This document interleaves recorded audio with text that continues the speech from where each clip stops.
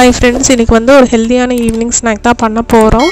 மசாலா பட்டாணி சுண்டல் தான் இது. வந்து நமக்கு ஸ்ட்ரீட் ஸ்டைலில் எப்படி செய்கிறதுன்னு பார்க்கலாம். அதுக்கு வந்து காலையிலேயே நான் சுண்டல் வந்து ஊற வச்சுருக்கேன். அது ஒரு 10 விசில் கிட்ட வந்ததுக்கப்புறம் இறங்கி வச்சுட்டு மசாலாவுக்கு தேவையான வெங்காயம் தக்காளி எல்லாம் வந்து சாப் பண்ணி வச்சுருக்கேன்.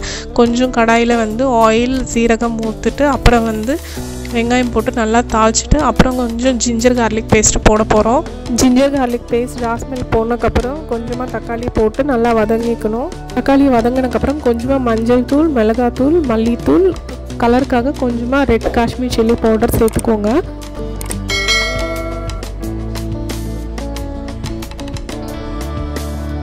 பட்டாணி வந்து நல்லா வெந்திருக்கு. கிரேவியும் வந்து நமக்கு நல்லா வதங்குச்சு. இப்போ வந்து பட்டாணியோட தண்ணியே வந்து திருப்பி நான் கிரேவியில் ஊற்றிட்டு நல்லா கொதிக்க வைக்க போகிறேன். அதுக்குள்ளே வந்து சுண்டல் வந்து இந்த மாதிரி நல்லா மேஷ் பண்ணி வச்சுக்கணும். கிரேவிக்கு வந்து கொஞ்சமாக சாம்பார் தூள், நமக்கு சால்ட் என்னெல்லாம் வேணுமோ அதை போட்டுட்டு நல்லா கொதிக்க வைக்கணும். கிரேவி வந்து நல்லா வெந்துச்சு. இப்போ வந்து வேக வச்ச சுண்டல் ஆட் பண்ணிவிட்டு நல்லா மிக்ஸ் பண்ணிவிட்டு ஒரு 5 to 6 மினிட்ஸ் வரைக்கும் நல்லா பாயில் பண்ணிட்டதுக்கப்புறம் ஆயில் வந்து ரிலீஸ் ஆகும். இந்த மாதிரி நம்ம வீட்லேயே வந்து ஹெல்த்தியான மசாலா சுண்டல் வந்து ரெடி பண்ணிட்டோம்.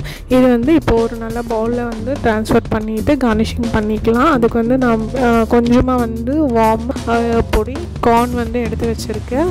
கார்னிஷிங் வந்து ஆனியன் போட்டு நல்லா சுட சுட சாப்பிட்டோம்னா சூப்பராக இருக்கும். நீங்களும் ட்ரை பண்ணிவிட்டு எப்படி வந்திருக்குன்னு சொல்லிட்டு சொல்லுங்கள். Like, share and subscribe to Lakshya diaries. Bye.